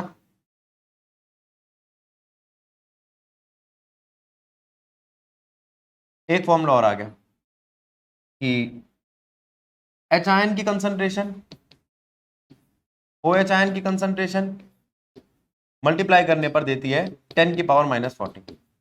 आ जाओ, अब बोर्ड पे ध्यान दो। क्लियर है? अच्छा, अब अगर कोई आपसे कहे, देखो अब हम कई क्वेश्चन ऐसे कर चुके हैं तो उनको रिपीट करने का फायदा नहीं, हम इससे अच्छा क्वेश्चन नंबर 49 निकाल लेते हैं एक्सरसाइज का। आपको ये भी आसानी है, समझ में आ रहा है, सीधा क्वेश्चन। देखो अगर मैं आपसे कहूं calculate the pH of the solution following solutions, 2 ग्राम दिया है आपको, गिवन मास कितना है 2 gram of TLOH in water to give 2 litre, 2 litre water है ना, ये टोटल सोल्यूशन है। 2 लीटर वाटर मत बोलो, 2 लीटर सोल्यूशन ही बोलो, ज्यादा अच्छा। अब पहले आप ना क्वेश्चन पढ़ना सीख लो, फिर उसके बाद अगला आप ही पढ़ के सुनाओगे मेरे को। आपको गिवन देखना आना चाहिए, कितनी बारी बोला, क्वेश्चन को देखना आना चाहिए। ये क्या है, ये गिवन मास है। गिवन मास कितना है, मॉलिक्यूलर मास ये देगा आपको, ठीक है, थोड़ा कठिन काम है, थेलियम आ गया ना। अब given mass molecular mass divide करने में क्या नंबर ऑफ मोल्स आएंगे, वॉल्यूम दे रखा है, कंसंट्रेशन आ गई। अब बताओ ऐसे निकालना है, फिर आप कहोगे हो गया क्वेश्चन, थोड़ा सा और देखना पड़ेगा, कहीं OH2 तो नहीं हो जाता, ये देखना पड़ता है, क्योंकि हर बार TLOH नहीं आएगा, हो सकता है ALOH होल थ्राइस आ जाए तो 3 OH हो जाते हैं। कितने OH हो जाते हैं, वहां देखना पड़ेगा आपको। पहले इसको देखो, यहां कंसंट्रेशन निकाली आपने, यहां क्या निकाली, जल्दी बोलो, आप पकड़ के रखो इसको, लो TLOH। अब मेरी बात सुनना, अभी एक बच्चे ने क्वेश्चन पूछा था कौन स्ट्रॉन्ग है कौन वीक, गिवन से पता लगाओ। किससे पता लगाओ, तुझे अल्फा दिया हुआ है, तुझसे अल्फा मांगा है, ये स्ट्रॉन्ग, बच गए ना, ऐसा खाओ, बात दबाओ, बने रहो पगले, काम करेंगे अगले। हम क्यों सारी चीजें देखें, सही है, हम क्यों पूरा का पूरा सॉल्व करें, कहां थे आप, इसको देखो, इसके पास कुछ है ही नहीं, तो आप कहोगे इस रिएक्शन के अंदर ना इसकी कंसंट्रेशन C है, ये C पूरा का पूरा खत्म हो गया, आ गया OH कंसंट्रेशन, लो हो गया। आपको क्या निकालना था, minus of log of concentration of OH, हाँ ना बोलो, minus of log of concentration of OH में C रखो और POH निकाल दो। POH थोड़ा निकालना था आपको, तो pH निकालना था, 14 में से माइनस कर दो। अब बोलो, देखो और समझो, अगला पॉइंट देखो, ये फर्स्ट पार्ट था ना, सेकंड पार्ट पढ़ के सुनाना बेटा कोई देना। CaOH whole twice 500 ml। क्या आप बच्चों को इस वक्त इस पूरे क्वेश्चन में गिवन मास दिखाई दे रहा है, वॉल्यूम दिखाई दे रहा है, बन गया question. Given mass 0.3, molecular mass आप खुद करोगे, वॉल्यूम दे रखा है, कंसंट्रेशन मैं निकाल लूंगा। पहले टोको इस बात पे, यहां तक क्लियर है, यहां तक क्लियर है। इसके बाद क्या करोगे, आपके पास गिवन मास है, मॉलिक्यूलर मास है, कंसंट्रेशन है, वॉल्यूम है, सब है, कंसंट्रेशन निकालने के बाद फिर दोबारा लोगे। अब देखना, अब OH ज्यादा आएंगे,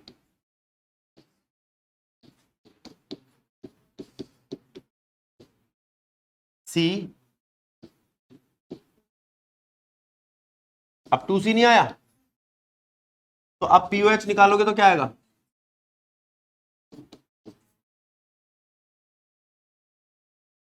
बदल गया ना क्वेश्चन, समझे कहां बदलेगा क्वेश्चन, बस H और OH कंसंट्रेशन इस तरीके से बदल सकते हैं, वरना क्वेश्चन हमेशा सेम रहेगा। ठीक है, कितनी देर लगी, अगला अगला क्वेश्चन देखो, अगला थर्ड पार्ट,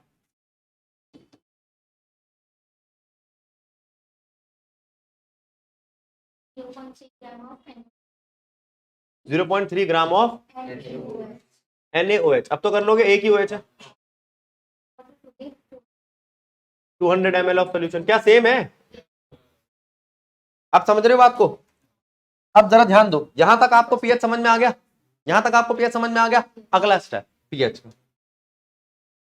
अब इसने कहा भैया मुझे सीधे सीधे पीएच तो निकालने आ गए, भाई इतना दिया उतना दिया, निकाल के एच आयनिक कंसंट्रेशन ही तो निकालनी होती है, या OH आयनिक कंसंट्रेशन निकालनी होती है। अगर OH आयनिक कंसंट्रेशन निकाली तो POH बनेगा, H आयन की निकाली तो pH बनेगा, फिर भी pH निकालना हो तो POH को 14 में से माइनस करके pH निकाल सकते हो, हाँ ना बोलो। ये तो हो गया हमारा काम एक तरफा। दूसरी बात क्या आती है, अब दूसरी बात आती है भैया आपकी, आप बात कर सकते हैं किसकी, HN OHN, ये लो मैं आपसे बात कर रहा हूं एग्जाम्पल नंबर 17 की। क्या कहता है जरा सुनना और समझना, ठीक है? 2 मिनट का काम है। क्वेश्चन कह रहा है कि भैया मैं आपको HCl की कंसंट्रेशन दे रहा हूं। HCl तो स्ट्रॉन्ग है, हाँ, लेकिन बहुत कम दे रहा हूं, 10⁻⁸। कितनी दे रहा हूं? अगर आप इसका पीएच निकालते हो तो वो आएगा -log of concentration of H ion. पूरा डिसोसिएट होता है तो पूरा H आयन लग जाएगा, आंसर आ जाएगा 8। गलत है, क्यों? ना बेटा ना, शांत गदादारी भी, पीएच 8 नहीं हो सकता। क्यों? क्योंकि एसिड 7 से ज्यादा नहीं हो सकता। तो यहाँ पे हमने पानी कंसीडर नहीं किया, हमें पानी और कंसीडर करना पड़ेगा। अब वो देखो आप, अब देखो जब हम शुरू में करते थे तो पूरा कंसेप्ट बताता था, अब इतना टाइम तो है नहीं, अपन सीधा ही हंसा खाएंगे। तो पहले तुझे पता होना चाहिए पीएच वाटर का कितना है। कितना है? 7। इस 7 का मतलब क्या है? 10⁻⁷ कंसंट्रेशन है H आयन की। किसके पास? पानी के पास। किसके पास? तो आप लिखो कि भैया जो पानी होता है वो जब इस तरीके से डिसोसिएट करता है तो उस वक्त H आयन की कंसंट्रेशन और OH आयन की कंसंट्रेशन इक्वल होती है और वो बराबर आती है किसके? 10⁻⁷ के। ऐसे लिखो। H आयन की कंसंट्रेशन कितनी है? 10⁻⁻, पकड़ के रखो इसको। H आयन की कंसंट्रेशन मिल गई। अब क्या निकालना है तुम्हें? पीएच। तो तुम कहोगे इसका पीएच निकाल दे। हाँ, पानी का तो निकाल चुका, HCl भी तो डाल इसमें। ऑन एडिंग HCl डालने पर आपके पास H भी आएगा, Cl भी आएगा। अब H आयन कंसंट्रेशन दिख रही है, बोलो? और H आयन कंसंट्रेशन तो यहाँ पे भी दिख रही है। तो आप कहोगे H और ये तो जोड़ने पड़ जाएंगे मेरे को। हाँ जोड़ दे, कौन मना कर रहा है? तो PH जो अब आएगा वो आएगा -log of concentration of H ion. और H आयन अब कितनी है? अब इसको देखना, H आयन है 10⁻⁸ प्लस 10⁻⁷। ये कौन सी कंसंट्रेशन है जो हमेशा पानी में होती है? ये कौन सी कंसंट्रेशन है जो अभी अभी HCl ने उसको दी है? अब इस पूरे क्वेश्चन को यहां तक रीड करो, फिर मैं इसको सॉल्व कराऊंगा। हाँ, ये न्यूमेरिकल में कोई पूछे कि सॉल्व नहीं हुआ तो समझ में आता है। अगर आपको पता चले कि ऐसा क्वेश्चन है, ये वाला ml दिया, ये दिया, वो दिया, सीधा रिएक्शन करो, काम खत्म करो, पीएच निकालो। लेकिन आपको दिखाई दे कि H आयन कंसंट्रेशन इतनी कम आ रही है या गलत आ रही है, तो अपन पानी ऐड करेंगे, हमेशा ऐड नहीं कर रहे, ठीक है? अच्छा, अब ऐसा कोई क्वेश्चन आ जाए जिसके अंदर आपको पीएच निकालना हो, फिर उसके बाद हो गए इस वाले सोल्यूशन को उठा के इस वाले HCl में डाल दो, तो मिक्सचर बोलते हैं उसे। क्या बोलते हैं? आओ मिक्सचर वाला क्वेश्चन करते हैं। करना क्या है समझना पहले, ठीक है? अच्छा, मैं पीछे वाले की एक कैलकुलेशन और बता रहा था, उसको और देख लो। ये 10⁻⁷, 10⁻⁸, बेटा इतना पता होना चाहिए कि ये बड़ा होता है, 10⁻⁷ बड़ा होता है। तो इन दोनों में से 10⁻⁸ कॉमन लेंगे, अंदर क्या बचेगा? यहां तो 1 बचेगा, बिल्कुल सही है, सही कह रहा है। यहां बचेगा 1 इसकी जगह और यहां बचेगा 10। तो कितना आया? 11। ये 11 आ गया, ये 10⁻⁸ आ गया। तो आप इसको लिख सकते हो 11 मल्टीप्लाई में 10⁻⁸ किसके साथ मल्टीप्लाई हो रहा है भैया? -log। अच्छा, आप जानते हो लॉग में एक खास बात है, पावर वैल्यू बन जाती है, तो -8 और +8 बन जाएगा ये। और 11 को हम सॉल्व करेंगे। यहाँ पे 11 को लॉग की टेबल में देख के निकाल लेना। कैसे? 1.1 देख के 10 की पावर फिर अलग कर देना, देखोगे तो आपके पास कुछ वैल्यू आ जाएगी। हाँ 6.95। हाँ, ऐसे डराओ मत बेटा, ठीक है? तो ये होने के बाद, अब ऐसा करने के बाद, अब इसकी कैलकुलेशन ना बेटा आप थोड़ी सी लॉग वाली टेबल देखो, ये जहां करा रखा है एग्जांपल वहां पे देखो, इतना सारा रिपीट नहीं करा पाएंगे। बात आती है मिक्सचर की। मिक्सचर में होता क्या है? 2 चीजें मिलाई जाती है, एक बेस मिलाया जाएगा, एक एसिड मिलाया जाएगा। अब वो क्वेश्चन पे डिपेंड करता है। मैंने क्वेश्चन नंबर 24 उठा लिया, एग्जांपल नंबर 24, लेकिन मुझे चाहिए कोई साफ सुथरा सा बोलने वाला बच्चा। शीतल, एक बार एग्जांपल नंबर 24 रीड कर पूरा, सुनो, यहां तक आवाज आनी चाहिए, देखिए सुनो। हाँ,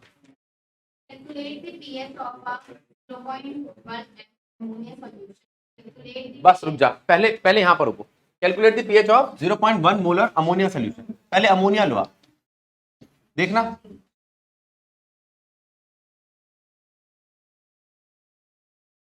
अमोनिया लो, अमोनिया, अरे वॉल ही बंद करनी थी। अमोनिया लो, अमोनिया। अमोनिया को क्या देना है बेटा? पानी। क्या बनाना है? Ammonium ion. क्या बनाना है? OH minus ion. ठीक है, बस ठीक है। आपको क्या कैलकुलेट करना है? पीएच। पीएच तो इससे आएगा ना, है ना। अब पीएच कैसे निकालो? इसका पीएच कैसे निकालो? तो आपने कहा कि भैया इसकी कंसंट्रेशन दे रखी है 0.1, यही है ना बेटा।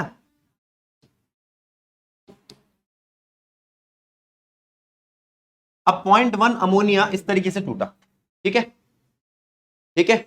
अब मैं आपसे कहता हूं कि यहां पर अगर आपको निकालना है इसका POH, तो आपको इसमें से X माइनस करना पड़ेगा। मेरी बात सुनना, क्या अमोनिया स्ट्रॉन्ग बेस नहीं है? मैं इसको सीधा सीधा निकाल सकता नहीं।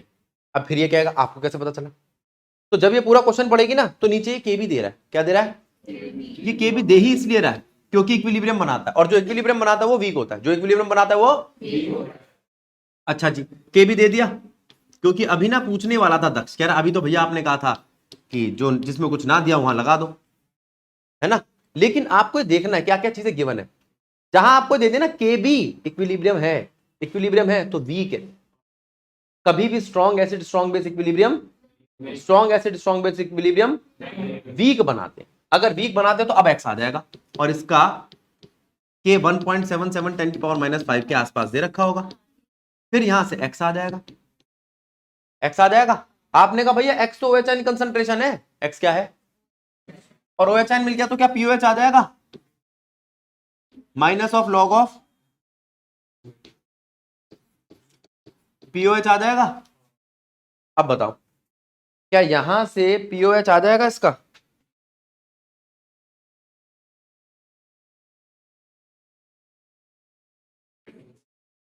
अब सॉरी, X से आपने ये निकाली, ये निकाली, क्वेश्चन खत्म।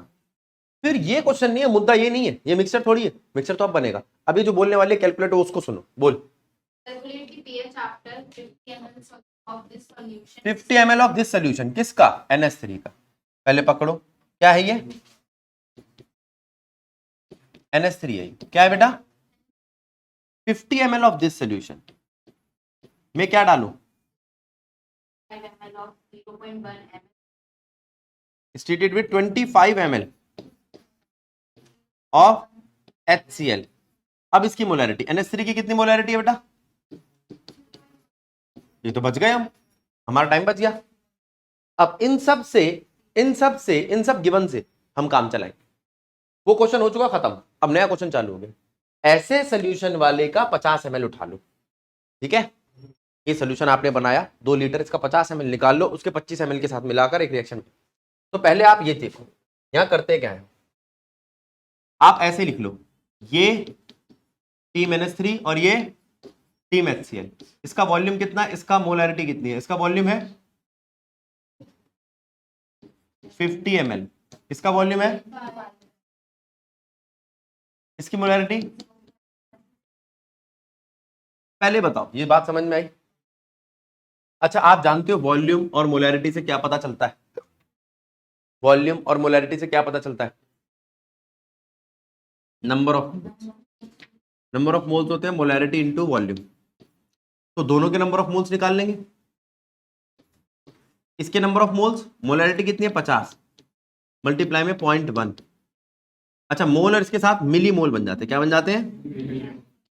ये तो 5 मिली मोल बन गए। यही हाल हमने इसका करा, 25.1, 25 मिली मोल। देखो अब आपके पास दोनों के मिली मोल्स क्या है? दोनों के आप कर क्या रहे हो? रिएक्ट करा रहे हो। NH3 को रिएक्ट करा दो HCl के साथ और बना दो अमोनिया और क्लोरीन। तो आपने कहा भैया ये कितना था? देखो 5 मिली मोल, और ये कितना था? 2.5 मिली मोल। इसका एक रिएक्ट करता है, तो इसके 5 इसके 2.5 से कैसे कर देंगे? इसके 2.5 से ही करेंगे। ये समझ में आता है? 1 HCl react with 1 HCl NH3, which means 2.5 HCl reacts with 2.5 NH3, ठीक है। तो 2.5 NH3 रिमेन अनरिएक्टिव। तो आप कहोगे भैया इसमें से 2.5 का 2.5 चला गया, इसमें से 2.5 गया तो 2.5 बच गया, और ये 2.5 यहां आ गए। अब बोलो गलत है क्या? तो नंबर ऑफ मोल्स NH3 के कितने पता? ये किसके नंबर ऑफ मोल्स है? NH3 के। किसके नंबर ऑफ मोल्स है? NH3 के नंबर ऑफ मोल्स मुझे दिख रहे हैं, आपको भी दिख रहे हैं। तो अगर NH3 के नंबर ऑफ मोल्स है तो वॉल्यूम कितना है? वॉल्यूम तो दोनों का जुड़ गया। कितना है दोनों का वॉल्यूम बताओ? 75। वॉल्यूम माइनस मत कर देना,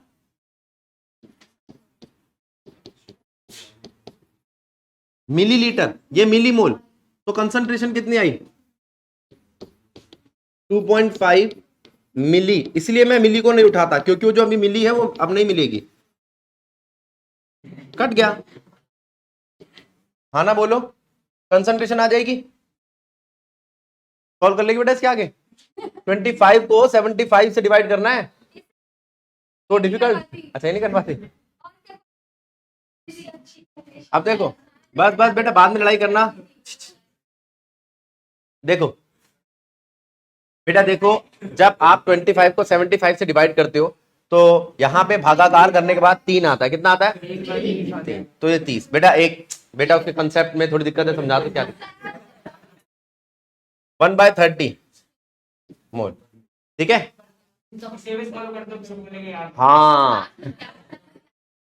नहीं ये वाला मुझे भी नहीं आता। अब देखो 1/30 तक कंसंट्रेशन में पहुंच गई बेटा, कर ले, क्या करूं? अच्छा चलो ठीक है। अब सुनो सुनो सुनो सुनो, इसके बाद क्या करोगे आप? अब आप कहोगे कि भैया ये तो NH3 है। कौन है? Who is she? तो NH3 के आप फिर से pH निकालोगे ना, तो लग जाओ। अब वही वाला फॉर्मूला आ गया, NH3 को पानी दो, अमोनियम बनाओ, OH आयन बनाओ। ये कितना है अभी तो बताया? 1/30। 1/30 का मतलब क्या होता है? 0.3, 0.03।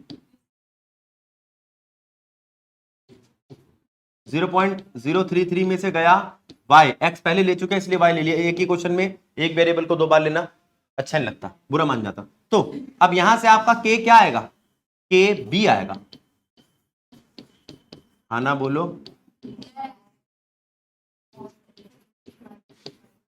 तो यहां से आपके पास क्या y आ जाएगा, क्योंकि KB तो अब भी वही है, रिएक्शन के लिए बदलता नहीं है। तो क्या y आ जाएगा? और अगर यहां से y आ जाएगा तो कंसंट्रेशन आपकी क्या है? किसकी कंसंट्रेशन है? POH आ जाएगा। अब आ गया आपके पास y। अब क्या करें इस y का? बोलो। y आ गया, pH आ जाएगा। शाबाश।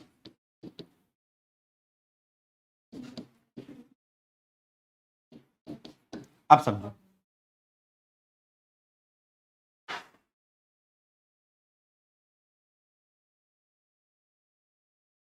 एक्सरसाइज का क्वेश्चन नंबर 66 देखो बेटा एक बारी।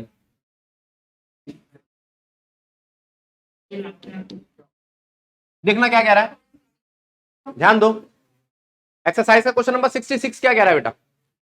यहां पर वो आपको फिर से 2 सॉल्ट दे देता है, उनका मास दे देता है, उनका वॉल्यूम दे देता है, उनका वॉल्यूम दे देता है, उनकी कंसंट्रेशन दे देता है, ठीक है। और बात करता है पीएच निकालने की। लाओ देखना जरा,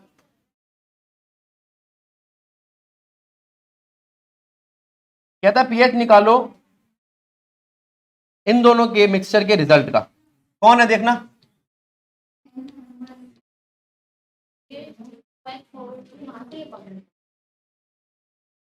इसका 10 ml,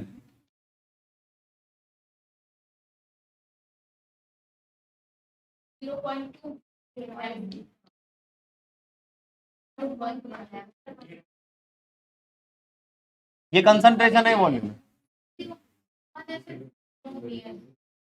ले बेटा परेशान क्यों रही है, ये ले। अब पहले आप यहां से नंबर ऑफ मोल्स निकालो। क्या निकालो? नंबर ऑफ मोल्स क्या होता है? वॉल्यूम मल्टीप्लाई में कंसंट्रेशन होता है। तो 10 मल्टीप्लाई में 0.2 कर दो, कितना आएगा? 2 मिलीमोल। अब तो सीधे लग रहे हैं। 2.5 मिलीमोल निकालो। अब इसके बाद इनकी इक्वेशन बनाओ।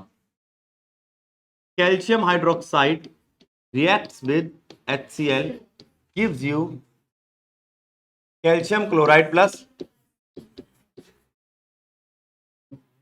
कैल्शियम क्लोरीन के साथ रिएक्शन करता है, OH H के साथ रिएक्शन करता है, पानी बनाता है। पानी नहीं बनाया हमने।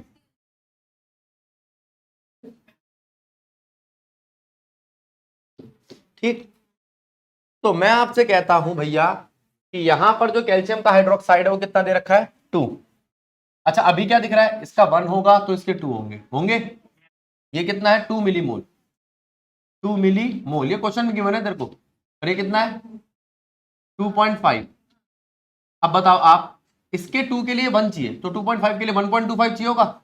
ये कैसे पता लगाया भैया, इसका 2 तो इसका 1, तो इस 2.5 का हाफ कितना होता है, कैलकुलेशन आ गई, कोई बात नहीं। अब 2 में से 1.25 गया तो 0.75 बचेगा। 0.75 मिलीमोल किसके बचे, कैल्शियम हाइड्रोक्साइड के। अब कैल्शियम हाइड्रोक्साइड जो है उसके पास तो 2 OH आयन है, हाँ जी, तो वही तो आपको अब POH निकाल के देंगे। अब पहले आप लोगे कि भैया कैल्शियम हाइड्रोक्साइड के पास इतने मिलीमोल है, क्या है ये। अब टोटल वॉल्यूम कितना है, अब पहले यहां लिखो नाउ OH आयन के नंबर ऑफ मिलीमोल्स कितने हैं 0.75 मिलीमोल। और आपके पास दूसरी चीज वॉल्यूम कितनी है इसकी, वॉल्यूम जोड़ दो, कहाँ है 10 और 25 35, 10 और 25 कितना होता है 35। अब जरा ध्यान देना, आपके पास वॉल्यूम है, आपके पास ये है, इन दोनों को जोड़ना, क्या सी मिल जाएगा। मैं यहां डाल रहा हूं जगह कम है, सी कितना आएगा, सी आएगा 0.75 डिवाइडेड बाय 35 मिलीमोल और मिलीलीटर, मिली से मिली उड़ा दो, आपके पास एक कंसंट्रेशन आ गई, रखो उसको। किसकी कंसंट्रेशन है ये, कैल्शियम हाइड्रोक्साइड की, किसी कंसंट्रेशन है। अब आप पूरा क्वेश्चन चला लो कैल्शियम हाइड्रोक्साइड पे। आप कहोगे कि कैल्शियम हाइड्रोक्साइड जिसके पास एक कैल्शियम 2 OH आयन है, उसमें इनिशियल कंसंट्रेशन इसकी कितनी दे रखी है, जो भी निकाली सी। अब ये 2C हो जाएगा, तो OH किस पे निकालोगे, POH minus of log of concentration of 2C। कर दिया, pH क्या आएगा, है ना। लेकिन इसके सेकंड पार्ट में वो थोड़ा सा दिमाग चला लेता है, वो कहता है कि भैया मैं आपको दे रहा हूं H2SO4 और कैल्शियम हाइड्रोक्साइड। पहले देखो H2SO4 के पास कितने H आयन है और कैल्शियम हाइड्रोक्साइड के पास कितने OH आयन है, इस चीज को समझ लो। और ये पकड़ो कि H आयन और OH आयन बराबर है क्या, हाँ 2 H आयन 2 H आयन। अच्छा अब बताओ यहां पर कितना वॉल्यूम है और कितने नंबर कंसंट्रेशन है, 10 ml, इसका भी 10 ml, इसका भी 10 ml।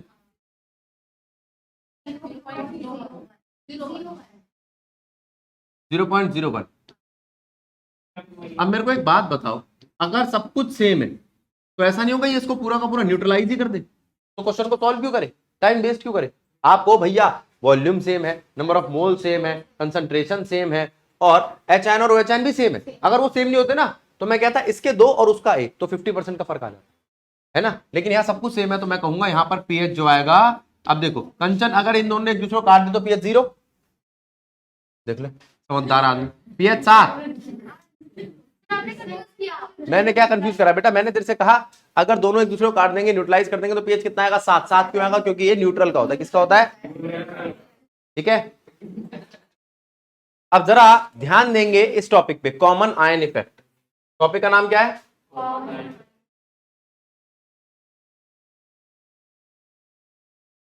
Common ion effect. जरा ध्यान दो, अगर हम कॉमन आयन इफेक्ट की बात करें तो हम बात करेंगे इस चीज की। हमने लिया H2S, क्या लिया बेटा, और H2S को इस तरीके से तोड़ दिया, ठीक है, आयनाइज कर दी। तो ये कैसे टूटा, ये 100% था, वीक था, इसलिए सिर्फ 15% टूटा। कितना टूटा? बात सुनो, लेकिन यहां पर 2 था तो वो 2 से मल्टीप्लाई हो गया 30 हो गया। अब पहले देख लो इस पूरी रिएक्शन को। तो मैं आपसे कहता हूं यहां पर आपको कितने एच आयन की कंसंट्रेशन मिल रही है? कितने एच आयन की कंसंट्रेशन मिल रही है? दिख रही है आपको? ठीक। फिर मैं आपसे कहता हूं कि अगर मैं इससे पहले H2S से पहले कुछ ले लेता तो क्या ले लेता? कोई स्ट्रॉन्ग एसिड, HCl जैसे कोई स्ट्रॉन्ग एसिड। अब क्या करोगे आप?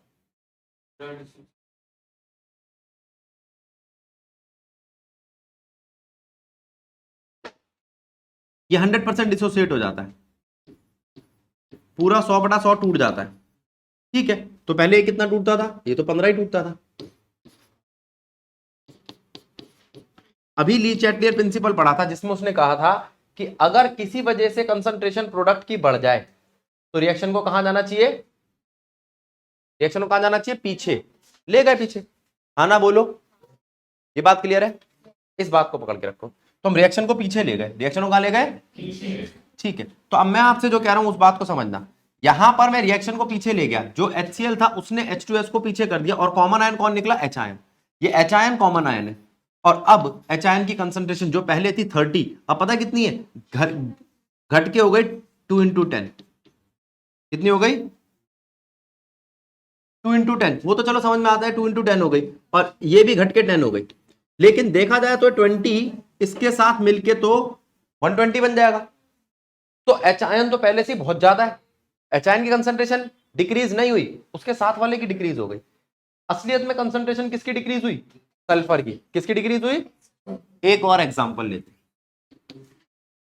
हमने लिया इस बार अमोनिया, अमोनियम का हाइड्रोक्साइड और उसको तोड़ा। अगर मैं अमोनियम के हाइड्रोक्साइड को तोड़ता हूं तो अमोनिया देता है, OH आयन देता है, फिर वही 15 टूटा, फिर वही सेम आ गई चीज 15 वाली। पहले समझो आराम से, मैं आपसे कह रहा हूं अगर ये 15 टूटा, कितना टूटा? 15 टूटा, तो 15 के हिसाब से, 15 के हिसाब से सुनो, अगर मैं इसके ऊपर कोई स्ट्रॉन्ग लिगेंड डाल देता जैसे अमोनियम क्लोराइड, जो पूरा का पूरा 100 टूट जाता। कितना टूट जाता? ये 100, ये 15। तो आप कहोगे ये तो ज्यादा हो गया कॉमन आयन की वजह से, तो इसको पीछे ले जाओ, 10-10 कर दो। गलत है क्या? समझे इस बात को आप? फिर मैंने आपसे कहा अगर इसको 10 कर दिया तो भी 100 और 10 तो 110 होता है, कंसंट्रेशन डिक्रीज कहां हुई?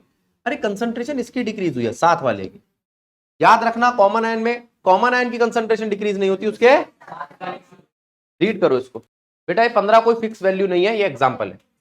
अब देखो, अब मैंने आपसे कहा आप जैसे अभी आपने क्वेश्चन देखा इसी तरीके से आप ली चैटलियर का प्रिंसिपल यहां पे भी कर सकते हो। कहां पे? किसी वीक एसिड के लिए।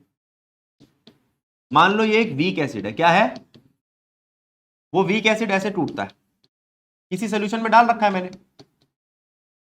अगर मैं बाहर से थोड़ा सा, कितना स्मॉल अमाउंट ऑफ एसिड लेता हूं, क्या लेता हूं?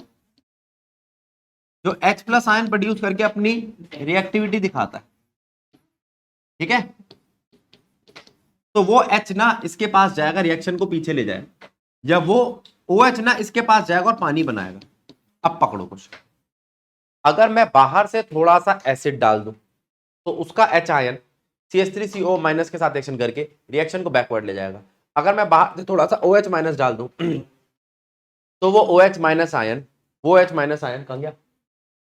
H+ के साथ रिएक्शन करके पानी बनाएगा। पानी कभी पीएच को चेंज नहीं करता, पीछे गया तब कभी पीएच चेंज हुआ, पानी ने भी पीएच चेंज नहीं करा, थोड़ा सा ऐसे, ठीक है? तो इस तरीके की चीजों को हम कहते हैं बफर। क्या कहते हैं?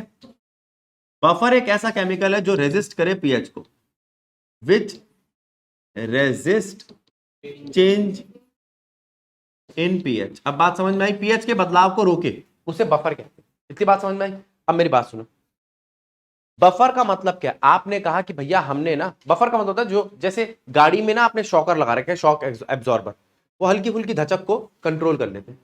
आपने ना कॉफी का मग रख रखा है, आप चाय पी, कॉफी पीते पीते गाड़ी चला रहे हो और आप देख रहे हो कि कितने भी छोटे मोटे गड्ढे आए वो कॉफी का मग नहीं हिलता, है ना, ऐसे कैसे ही रहता, नीचे देखो, नीचे सब कुछ हिल रहा है लेकिन ऊपर नहीं हिल रहा, तो वो थोड़े मोड़े झटके हिलता है ना। या फिर आपने कहा नहीं भैया गाड़ी पलट जाएगी तब भी उसको कुछ नहीं होगा, ऐसे थोड़ी होगा। फिर आप नीचे होंगे, आपके ऊपर काफी कॉफी का मग होगा, तो वो तो अल्टा पल्टी हो जाएगी ना, वो तो गड़बड़ हो जाएगी, बड़ा गड्ढा आ गया। ठीक है, अब भाई आप कह रहे हो ऐसी ऐसी रोड ऐसी है टेढ़ी मेढ़ी ऐसी, अब वो चल रही है आराम से स्कॉडा की गाड़ी, बढ़िया सी, सिंपली क्लेवर, एकदम बिल्कुल पता नहीं चल रहा, लेकिन गड्ढे कौन से हैं? मुकुंदपुर वाले क्या है, मुकुंदपुर वाले, तो मुकुंदपुर वाला तो गड्ढा ऐसा है ना। तो यहां पर तो अपने आप ही वो, चाहे आपकी गाड़ी में फैसिलिटी हो या ना हो, वहां अपने आप आपके कानों में गाना बजने लगता है, वो जीवन चलने संघर्ष भरे गाने। ठीक है, तो वो एकदम से गड्ढे के अंदर जाता है फिर ऊपर आता है। तो कॉफी क्या, वो उसके कई पुर्जे बाहर जब निकलता है ना, तो कभी टांग हाथ में होती है कुछ और, सब बदल जाता है। तो ये बफर इसे कंट्रोल नहीं कर सकता, बफर हल्का फुल्का, तो वो हल्का फुल्का आजा, थोड़ा सा एसिड थोड़ा सा बेस, ये नहीं कि आपने, अच्छा बात सुनो, आपने कहा भैया हमने ना घर में टमाटो सॉस बनाई है, उस टमाटो सॉस पे अगर थोड़ी सी वेपर चली गई एसिड की तो वो खराब नहीं होगा, थोड़ी सी वेपर चली गई बेस की तो खराब नहीं होगा, क्योंकि मैंने इसमें प्रिजर्वेटिव डाल रखा है, उस प्रिजर्वेटिव का नाम क्या है। अब अगर वो एसिड है तो वो एसिडिक बफर, आपने कहा नहीं भैया वो तो बेसिक बफर था, कैसा बफर था, तो कोई दिक्कत नहीं है, बेस तोड़ लो। अब आप बाहर से एचाइन डालना तो क्या होगा, इस पे अटैक, बाहर से वो एचाइन डालना तो क्या होगा, इस पे अटैक। आप इस बात को समझ लो, यहां बैठ बेटा है जगह, आप बाहर से एसिड डालो चाहे आप बाहर से बेस डालो, थोड़ा सा तो फर्क नहीं पड़ेगा। अब ये बात पता किसको चल गई, क्या नाम बेटा तेरा, अंतरा को, अंतरा चालाक बच्ची है, भैया ने बताया था एसिड डाल लो बेस डाल लो कुछ नहीं होगा। ठीक है, उठा के जो घर की टमाटो सॉस थी उसमें 1 चम्मच तेजाब डाल दिया, जो वो साफ करते हैं ना, फ्लश वगैरह साफ करने का काम आता है, वो डाल दिया। फिर पिट रही है मम्मी से, फिर कह रही मम्मी भैया ने तो कहा था एसिड डाल दो, अरे एसिड बेस वो क्या, वो जो आपके घर में खट्टा खाना बना है, कोई चीज दही है, उसकी फ्यूम सी चली गई, बस इतना सा, ये नहीं कि बहुत ज्यादा।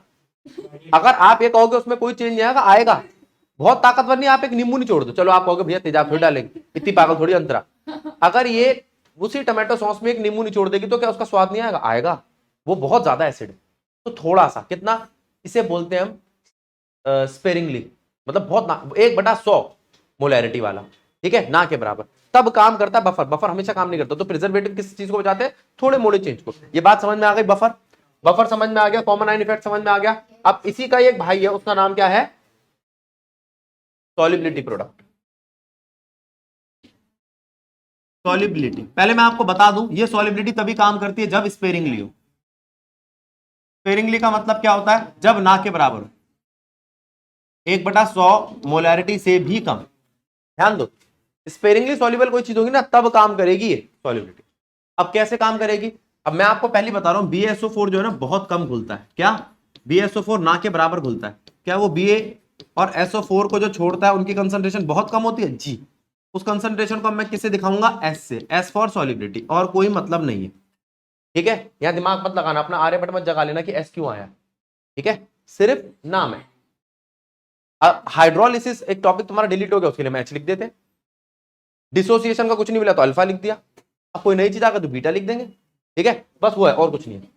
अब आपने कहा कि भैया KSP क्या होगा, सॉल्युबिलिटी प्रोडक्ट, इसे क्या कहते हैं, equilibrium constant for solubility product. वो क्या होता है, इसमें 1 - S क्यों नहीं लिया, बताया ना स्पेरिंगली सॉल्युबल है, स्पेरिंगली सॉल्युबल के लिए 1 - S लगभग 1 के बराबर होगा। तो यहां पर अगर आपको कभी S निकालना हो तो वो क्या होगा, KSP का अंडर रूट, देख रहा है, ये है क्या, ये अपने आप में कंसंट्रेशन है, इसकी यूनिट मोलैरिटी ही होगी या मोल पर लीटर ही होगी, इससे परेशान मत होना। फिर अगर किसी ने कहा ना भैया हम तो ये लेंगे AlOH होल थ्राइस, कोई दिक्कत नहीं है, हम इसमें एक Al लेंगे, 3 OH लेंगे,